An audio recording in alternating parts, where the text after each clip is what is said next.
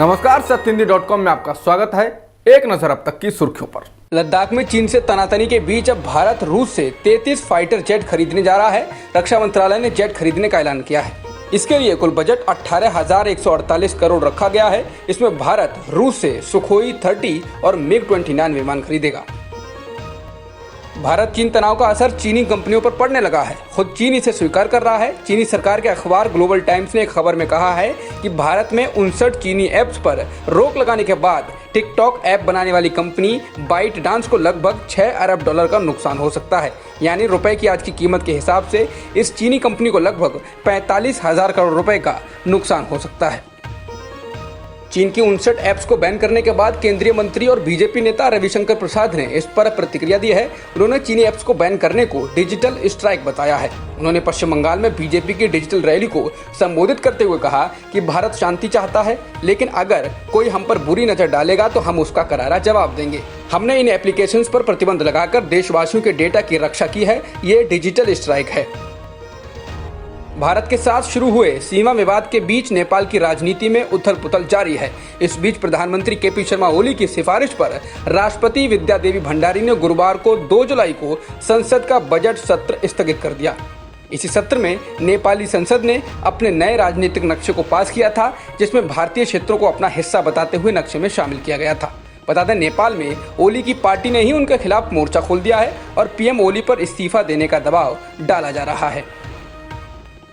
Shivraj Singh cabinet में आज जिन 28 मंत्रियों को शपथ दिलाई गई, उनमें से 9 ज्योतिरादित्य सिंधिया के समर्थक हैं। तुलसी सिलावट और गोविंद सिंह पहले से ही मंत्री हैं। इस तरह सिंधिया समर्थक 11 पूर्व विधायकों को मंत्री बनाया गया है। सिंधिया के साथ कुल 22 पूर्व विधायकों ने कांग्रेस छोड़कर बीजेपी का दामन थामा था। इनमें से आधे मंत्री बन चुके हैं। कहा जा रहा है कि एमपी के पूर्व सीएम उमा भारती शिवराज कैबिनेट के विस्तार से असंतुष्ट हैं। उन्होंने इस पूरे मामले में कहा है कि मंत्रिमंडल में जातीय संतुलन का ध्यान नहीं रखा गया है। सूत्रों के आधार पर कहा जा रहा है कि उमा ने कहा है कि मंत्रिमंडल के गठन में मेरे सुझावों की पूर्णता अनदेखी करना उन सबका अपमान है जिनसे मैं जुड़ी हुई हूँ। कहा जा रहा है कि उमा ने इस विषय को लेकर पार्टी नेतृत्व को एक पत्र भी लिखा है। हांगकांग में राष्ट्रीय सुरक्षा कानून लागू करने के चीन के फैसले के बाद अब अमेरिका ने भी चीन के खिलाफ कदम उठाया है। अमेरिका की प्रतिनिधि सभा ने हांगकांग से संबंधित नए प्रतिबंधों को मंजूरी दी है। प्रतिनिधि सभा में सर्वसम्मति से पारित प्रस्ताव में कहा गया है कि चीन के अधिकारियों के साथ जो भी बैंक बिजनेस करेगा उन पर जुर्माना लगाया जाएगा। हांगकांग में राष्ट्रीय सुरक्षा कानून लागू करने के चीन के फैसले की कई देश आलोचना कर रहे हैं, लेकिन ब्रिटेन ने एक कदम आगे बढ़कर हांगकांग के 30 लाख लोगों को ब्रिटेन में बसने का प्रस्ताव दे दिया है। ब्रिटेन के प्रधानमंत्री बोरिस जॉनसन ने इसकी घोषणा की है। उन्होंने कहा कि नए सुरक्षा कानून से हांगकांग की स्वतंत्रता का उल्लंघन हो रहा है। उन्होंने कहा कि इससे प्रभावित लोगों को ब्रिटेन आने का प्रस्ताव दिया जाएगा। चीन ने ब्रिटेन के कदम पर कड़ी आपत्ति जताई है। ब्रिटेन में चीन के राजदूत ने कहा कि ब्रिटेन को इसका कोई अधिकार नहीं है। उन्होंने कहा कि ब्रिटेन के इस कदम को रोकने के लिए चीन जरूरी कदम उठाएगा। चीन के राजदूत लियो शियाओमिंग ने कहा, यह दोनों देशों के बीच हुए समझौते का उल्लंघन है। उन्होंने नए सुरक्षा कानून को लेकर ब्रिटेन की आलोचना को गैर जिम्मेदार और गैर जरूरी बताया है।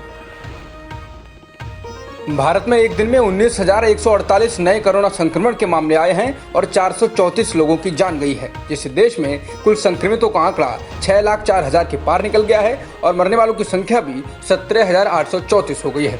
फिलहाल 3,59,000 लोग ठीक हो चुके हैं और 2,26,000 से अधिक सक्रिय केस हैं।